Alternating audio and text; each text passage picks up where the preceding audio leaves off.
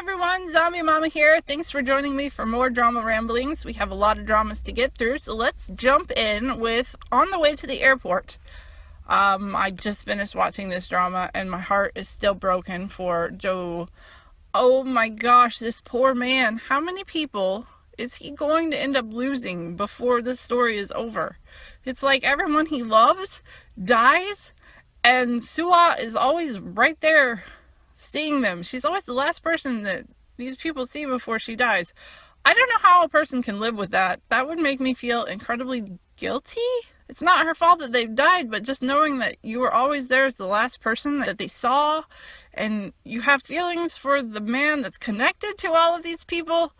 It's a very complicated relationship they have here, and I can see why they're struggling to trying to figure out what the heck they really have going on. Obviously, they know they both have feelings for each other, but what are these feelings? Are they guilt? Are they friendship? Are they just, I need someone to give me a hug who isn't a jerk? Because, oh my gosh, Doe's wife, I do not know what to think about her other than I don't like her. I'm pretty sure she's a liar.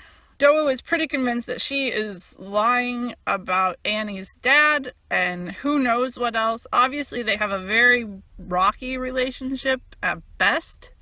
I'm not really sure why these two got together. I can't figure it out. I don't know if they actually got married for love or if it was just because Doe felt bad that this woman was raising Annie on her own. I'm not sure. I'm sure we'll figure out more of this story as the episodes go on. But right now, I just feel so sorry for this man. He has lost his daughter and his mother, and he's so hurt and confused about his wife, and his business is falling apart, and this is just, can we get a more tragic character? Oh my gosh, this poor man. And then, on the other hand, we don't have a lot going on with Captain Park at the moment, but we now know that he did at one time have a relationship with Sua's best friend, Mijin. Pretty obvious there. I mean, I'm pretty sure we all saw that coming. How their relationship ended, why she was okay with Sua marrying a man that she once dated, I'm not sure. Again, I'm sure we'll get more of this relationship and story development as the episodes go on, but for now, this is just a really big, complicated mess. But it's a very addictive, complicated mess. I can't stop watching it. Oh my word. Just the way Joe looks at Sua. Oh. That's all I can say. That's all I have to say about that. It is great drama. I'm enjoying it very much, even if it does make me cry in pretty much every episode. Oh my gosh. Still, let's move on. The K2, this drama is kind of hard to talk about because honestly, not a lot happens in each episode. I just sit there mostly going, oh my gosh, this guy is so cool. Seriously, Jaeha is like the coolest person. He's like Jackie Chan and James Bond and every other cool spy you could ever possibly imagine, all rolled into one. And oh my word, I just sit there, even my husband sits there going, he's just so cool. So basically we sit here for 2 hours watching a drama going, he's cool, oh my gosh, he's cool. Other than that, what really went on in this episode? We found more of Jaeha's backstory. He fell in love with this woman who was a translator, and the reason she died is because she saw classified information. Kind of saw that one coming. I mean, if you're a translator and you're seeing dealings going on like this that are very shady and everything's top secret, obviously if you have eyes on it and you're not supposed to see it, you're gonna die.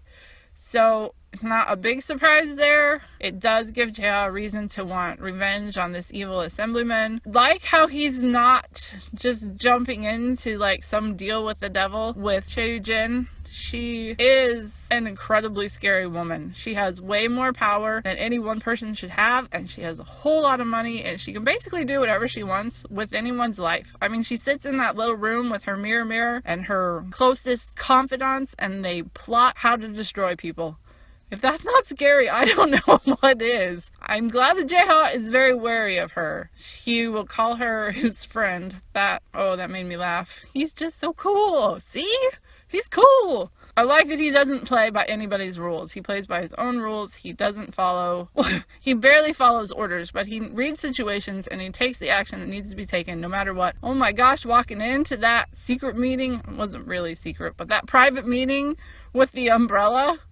Oh, you knew something cool was gonna happen when he walked down the hall with that umbrella, and then the next thing you know, all these security guys are on the floor, and the sprinkler system's going off, and he's just got the umbrella like, yeah, This is exactly what I knew was going to happen. Oh my word, he's so cool! Other than that, we have Anna, who has snuck out of the house for probably the 10 millionth time. She is so good at that. And oh, that other woman bodyguard, I don't remember, J2, J4? Whatever her number is. She needs to be fired.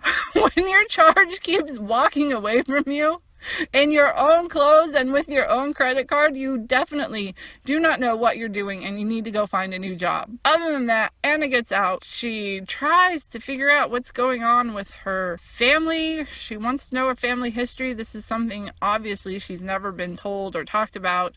She learns that her mom was an actress, that she has some sort of relation with, I don't know. She's trying to find family who knows about her mom, or she needs some connection to her mom and to her past and to the life she once had. I don't know if she's fully aware that her dad, I'm not sure what her relationship with her father is.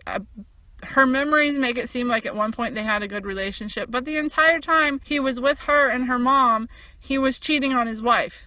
And Yujin is not the kind of woman who is going to be okay with that. Obviously, she took actions somewhere in the past, revenge against Anna's mom. Everybody is convinced she murdered her. I'm convinced she murdered this woman. But she hasn't murdered Anna yet, and she actually kind of feels sorry for Anna because her dad doesn't care about her at all. And that's really what these episodes proved. Anna's father is the worst parent on the face of the planet. He doesn't care about his daughter. He doesn't care what she's doing or how miserable she is. He doesn't care about anybody but himself, and that's obvious. Why he and Yujin ever got married, it's probably because Yujin wants that power, but we already knew that. She is evil and conniving, and she wants power and money, and she has the means to make anything happen. So, she's scary. Jaeha is awesome. Anna, I had a hard time with the end. Why did Anna eat strawberry ice cream if she knows she's allergic to strawberries? She has to know she's allergic to strawberries. Why didn't she say something? I don't know. Does she really think her dad wants her dead too or something? Does she have a death wish? Does she not care? I don't know. It seems kind of ridiculous that nobody in the security company would know that she's allergic to strawberries other than the housekeeper. Come on. People need to know that she shouldn't be eating this. I guess it makes for a dramatic ending and something we can be like, oh my gosh, what's going to happen next for next episode? But it was very predictable and not really very, I don't know. It seemed kind of like a letdown of an ending, but whatever. I don't care. As long as they get more episodes where I can sit here and go, he's so cool, I will be happy. Which basically that's all this drama is, which I'm perfectly okay with. I don't have a problem with that at all, just so you know. The next drama I'm rambling about will be Shopping King Louis. We only had one episode this week, so it's pretty easy to talk about. They go to Busan. Louis and Bokshil, she's there with her boss, who, he's funny. He has a really funny way of showing that he likes someone. Actually, he doesn't purposely try to show that he likes anyone because I don't think he can admit to himself that he actually likes Bokshil. I don't know, what is it with rich men not being able to admit their feelings? I'm not sure. He tries to get Louis to move out of the house, which I thought was kind of funny, but honestly, dude, you're not going to just go up to some guy and say, hey, move in with me. That's not gonna happen. Of course Louis is not gonna move out. He likes Bokshil. They have this deal where he's trying to get his memory back and she's trying to teach him how to be a normal human. Obviously Bokshil and Louis have feelings for each other, and it was really cute to see them together on the beach, because even though Louis had that whole episode and he gets all his memories. Does he get his memories back when he's on the beach? He has flashbacks, and that's why he falls over, and that's why Bokshil's there, and they hug, and it's so sweet.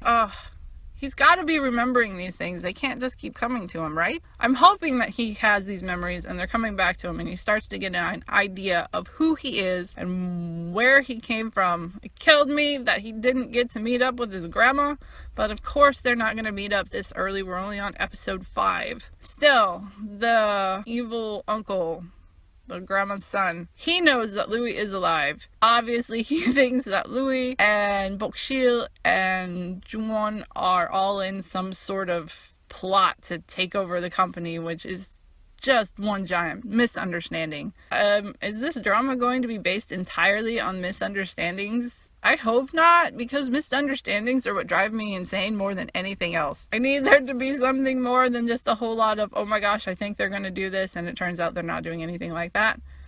I guess we'll have to wait and see. The annoying neighbor is starting to grow on me a little bit. he still seems like just a guy who's taking advantage of these poor, innocent children who don't have any clue how to actually survive in the real world. But I'm hoping his character will grow. Maybe not, though. I mean, he did take them to the hair salon to get the worst hairstyles known to man. I have no idea what he was thinking, but it was ridiculous. Also ridiculous is Louis' spending habit. Oh my gosh, I am so glad Bokushu made him take all of that crap back to the store. What kind of a person spends $2,400 on a purse? Someone who has a whole lot more money than me. And if you have that money, lucky you. All I can say is Bokushu continues to try to teach Louis lessons, and whether or not he learns these lessons, I'm not really sure, but let's hope he does. In the meantime, they are super cute together. They're so perfect for each other in their oddness and their total lack of a grasp of reality. They work. They're cute. I ship them. Poor Juwon. He needs to find someone else, but not that awful, rotten woman in the office, the one who was after Louis first and decided, oh hey, I can still get the company, so let's just go for the next big guy in power. She's terrible, and she keeps stealing Bokushu's ideas and making Bokushu's life miserable. She's just gonna get worse. You know this is gonna happen. All I can say is, good luck. You know it's not going to work out for her. And Bokushu and Louis are going to live happily ever after in the end. But that's okay. I mean, that's what we want anyway. We'll see how much crazy we have to go through before we get there. That's always the fun part of a drama, isn't it? Moving on to drinking solo. Do we have to? Professor Jin is the worst person on the face of the planet. He's so conceited and narcissistic, and he's mean, he's petty, he's convinced that he's better than Hana in every way. So what does he do? He goes off and tries to prove his quality by dressing in the most expensive outfits, with the most expensive accessories, driving the most expensive car, and the most posh hairdo. And honestly, all it does is make him come off as like the biggest dope on the face of the planet.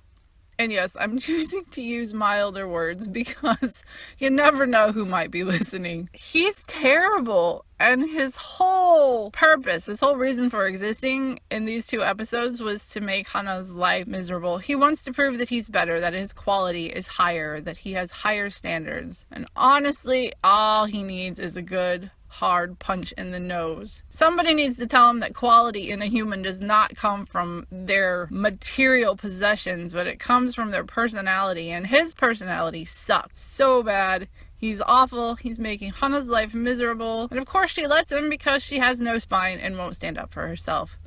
Seriously, I can be so done with the adults in this show. So maybe Professor Min. I felt so awful for him. His story has been progressing over these last few episodes, and to see that his mom is suffering and then his mom passes away and he has no one there to comfort him, no one there to be like, you're gonna be okay and get through this, except his boss, who is so self-absorbed. He can barely take time to comfort Professor Min. At least he does come through this weekend. He has some shred of humanity left. How long it will last, who knows? But poor Professor Min, I feel terrible for him. I really do think he and Professor Huang will end up together by the end, because she is having all kinds of relationship troubles, and somebody needs to explain to her that if she is trying to use a pregnancy as a way to stay together with her boyfriend, that relationship is not working. She needs to wake up and realize that this guy is not interested in her, is not wanting any sort of a deeper relationship or marriage or anything, and she needs to wake up from her delusions and dump the guy. I know that's what she keeps saying she's going to do, but she has yet to do it, and she needs to just walk away from him and find a man who wants the same kind of relationship that she wants, who wants a marriage, who wants a family, who wants to commit. Her boyfriend does not. I don't care if they've been together for 5 years. He's just using her to get what he wants. Couple nights in a hotel every once in a while, and that's it. That is not the type of relationship this woman wants, and she needs to acknowledge that, let him go, and move on. Again, I think she and Professor Min are going to end up together by the end, and I think that would be super cute. But who knows what nonsense we'll have to go through before they get to that point, if they even get to that point. Because we all know that what you wish for in a drama doesn't actually happen, unless you're lucky. The highlights of this episode for me, actually of this entire drama, are the students. They are all cute. And I said last week that Gongmyung and Cheon would end up, there would be some sort of misunderstanding there, and Ki would be super jealous, and of course that's what happened this week, because Cheon is tutoring Gongmyung because he has decided that if he is going to be taken seriously by Hana, then he's going to have to apply himself at school, and he's doing a really good job. I actually admire his effort and his determination to get through his classes and graduate and become this honorable person. Well, at least someone who can be taken seriously by Hana. It would be nice if she didn't just see him as a student. That might help his chances a little bit, but we all know that's not going to happen because she's going to fall for his older brother. She already has fallen for his older brother.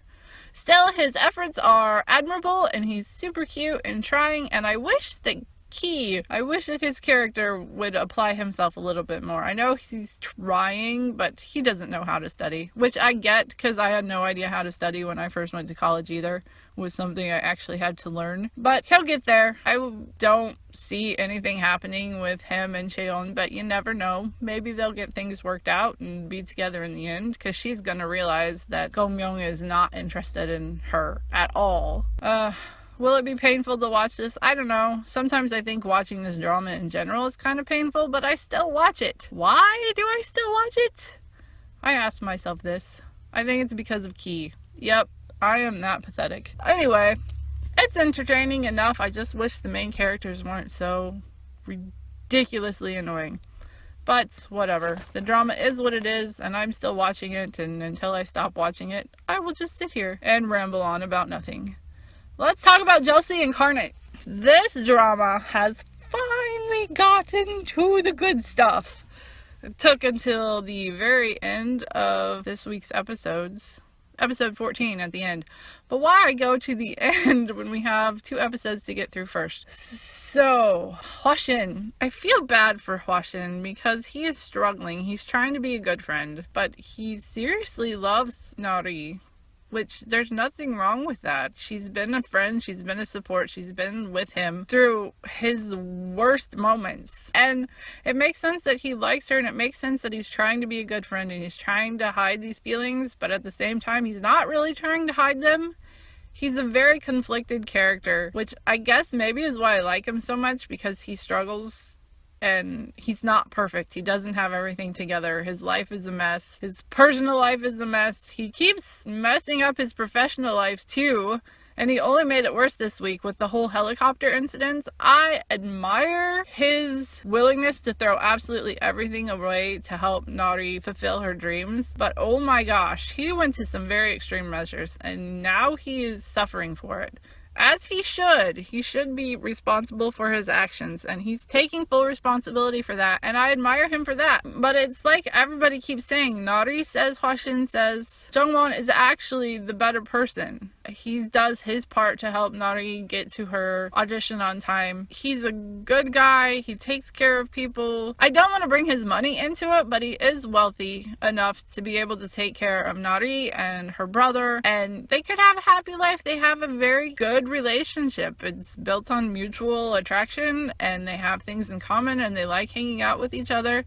And yet there's still something between Nari and Hwashin that just, they can't walk away from that. And I hurt for Jungwon, because you know he's going to be so completely devastated by the fact that Nari can't shake Hwashin no matter how hard she tries, and Hwashin can't shake Nari either. It's a painful place to be the friend in between 2 other friends, and it's just a mess. Which, I guess that's how dramas are supposed to be, right? If they're not messy, what makes them interesting? Speaking of messy, Uncle Rock. I don't know what he sees in these 2 women, in Red's mothers, but he wants to date both of them, and they're neither one of them interested once they figure out that he wants nothing more than conversation. Oh, I don't know what to think about these 3. I think they're all funny in their own unique ways. You know, I don't see this relationship working out at all. I'm so confused by it. I mean, if he wanted people to talk to, why would they have to be dating? Why can't they just be friends? It confuses me, that does. But whatever. Okay, we need to talk about this kiss. You knew it was coming. You wanted it to come, even though you knew you didn't want it to come. It shouldn't come. Naori and Jungwon are happy, and Hwashin needs to back off, and he keeps trying, but it's just not gonna happen. He came in. He swooped in a helicopter. He played the hero. He gave Naori the pointers that she needed to nail her audition. Oh my gosh, she did an amazing job. But the whole time she's doing this interview, she sees Hwashin talking her through it. And that right there, that tells you that Jungwon doesn't have a chance. No matter how great he is, how much of an idealistic Prince Charming he is, Hwashin is the one that she sees. Hwashin is the one that gets her through her audition. Hwashin is the first person she wants to tell when she finds out that she's got the job. All the signs point to Hwashin and Naori getting together, which you knew was going to happen. But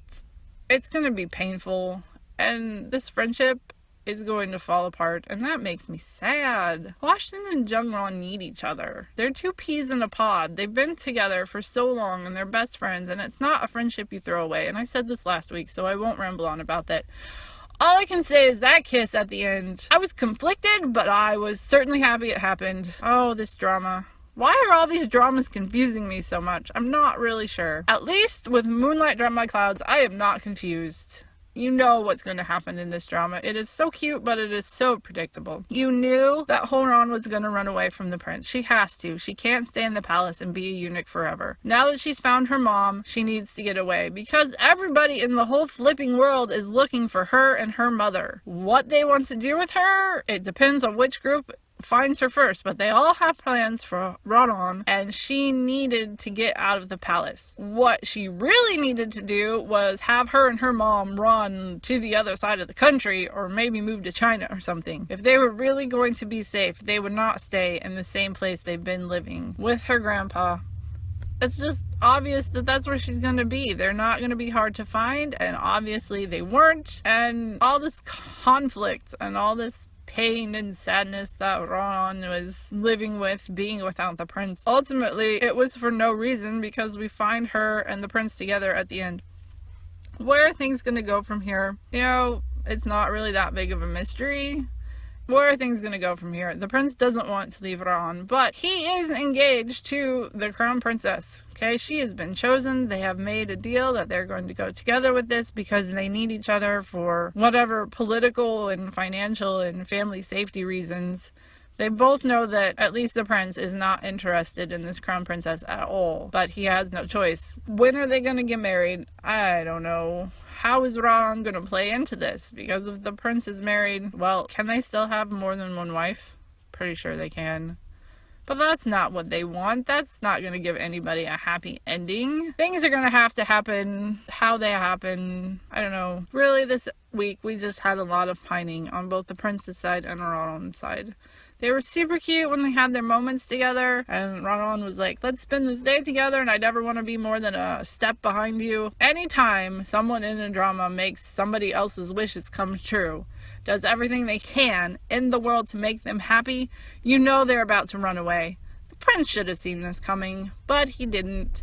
And then she disappeared, and he was all sulky and sullen and blah, blah, blah. And she was off with her mom. Oh, I miss him. My life is so sad. At least they got back together in the end. Yeah, the prince was mad, but he still forgave her because that's what he does. He's not going to stay mad at her forever. He loves her too much. We know this.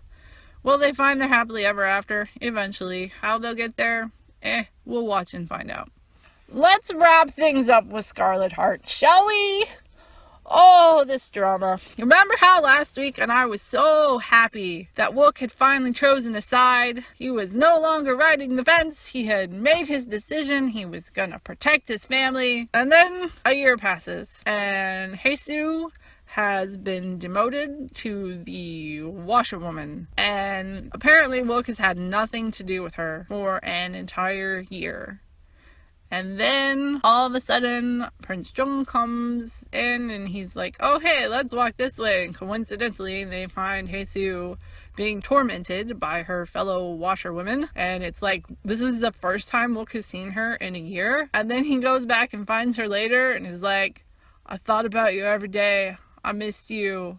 But that was the extent of it. And Haesoo's like, I have thought about you every day, every moment of every day since I last saw you, and this is all you have to say. Yeah. She had her moment of waking up and realizing that Wook is an idiot. And I am so happy she finally had this moment, because now she can finally walk away from him. It's taken her a year, but she has found her gumption. And oh my gosh, it is about stinking time. I cannot handle any more of this whiny, pathetic, uncharacteristic Haesue. She's had her moments of weakness. She's been knocked down. It's taken her a year to figure out that Wook actually sucks. But now that she has figured it out, she has decided to walk away from him. And yes, I want to throw a party. Oh my word. Wook is terrible. And all that celebrating I did about him picking a side and sticking with it was stupid, because he still can't commit to one side or another. He plays one side and then he goes over to the other side. He is still constantly wishy-washy, flopping back and forth, trying to play all the sides, and this is going to get him into trouble. And I can't wait for that day to happen, because he needs to be in trouble. This guy sucks on so many levels. I mean, at least when you have someone like Prince Yo, you know he's evil, and he commits to his evil, and he goes all the way. He is all out there trying to storm the palace, and then he lives on the run, and he has to be hunted down by his brothers. And then here's Wook, ready to shoot the guy in the heart with an arrow from 20 paces. Prince O steps up and he's like, no, we don't do this. We don't hunt him like an animal. If you're going to kill someone, be a man about it. And he goes up and he fights him hand to hand, because Prince O is actually a worthy person. He is a noble man. He has honor, he has integrity, he has moral standards, and even if he does go out and kill someone, he doesn't do it and stab them in the back. He does it face to face. And even then, he's still torn up about it, because it's his brother. He's not going out to kill people. He doesn't have fun killing people. He doesn't do it for sport. He does it because it's what has to be done. Yo went against the king. He tried to overthrow the king and the crown prince and take the crown for himself. Okay, he plotted a coup and it failed. And when that happens, obviously you have to die. Kills me that So is the one who has to deal out that punishment, but no other prince will step up and do it besides Wook, who wants to shoot him from a distance and then be like, oh hey, who shot that arrow? Because I'm pretty sure that's what he would have done. He would have shot Yo in the heart and then been like, hey, you, why'd you do that? How could you do that? And play it off on somebody else like it was their fault instead of his. Because that's the kind of person Wook is.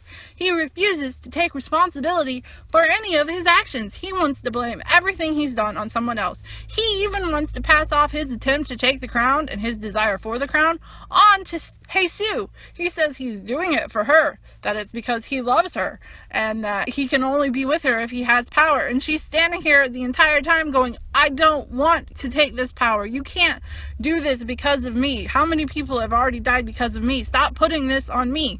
And he refuses to do that because he cannot accept any responsibility for any of his actions. He can't own up to anything because that's just the kind of weasel that he is. Meanwhile, we have Prince So, who took responsibility for standing up with Haesue. He accepted his, it's not really an exile, but at the same time it is an exile. He's sent off for a year to go do his ambassador peacekeeping mission or keep relations, help, whatever. He's sent off, okay? Basically, he's exiled for a year, and he accepts that, and he walks out of the palace and is gone from Sue's life and everybody else's for a year because that's what the king ordered. He accepts what the king tells him to do. He follows orders because he knows that's what he should do. He knows that he stood up against the king because he was protecting Haesue.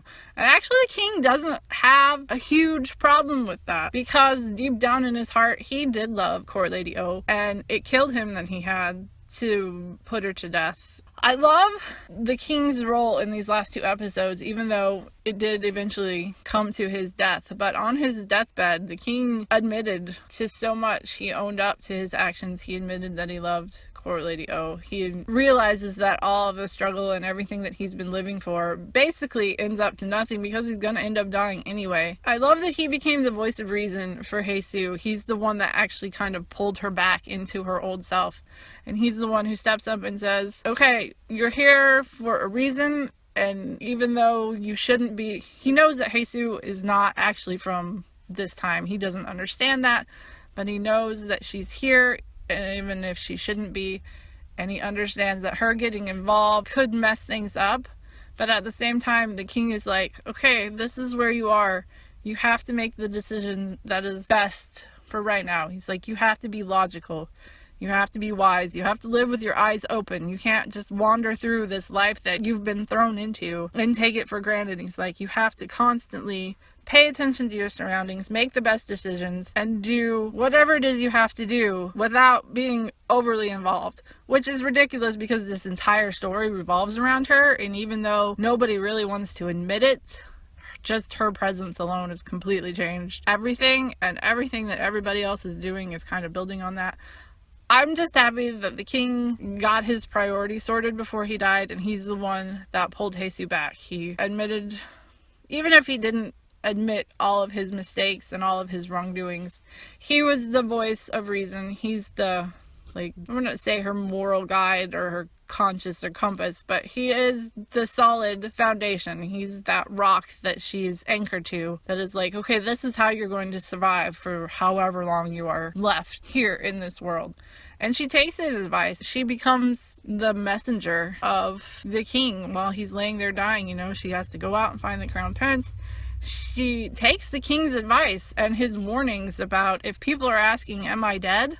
And not how I'm doing, be wary of those. And that's what first opens her eyes to Wook and all of his suckiness. And the king really played an amazing role in this, and I like that he was a part of Jesus' life, and that it's going to shape who she becomes in the future. Where things go from here, it's been a year. The king is dead. The coup has failed. Wook is still trying to place sides and favorites. And Yo, I don't know, it sounded an awful lot like Prince Yo was dead. I mean, the sound effects that came with Prince Yo's final sword slash made it sound pretty convincing, and then he goes over the cliff. I don't know, I thought Bika was dead this last time, so maybe princes in this drama have an uncanny ability to come back to life and not die from mortal wounds. I'm not really sure. All I know is that things are as interesting as ever, they're as complicated as ever.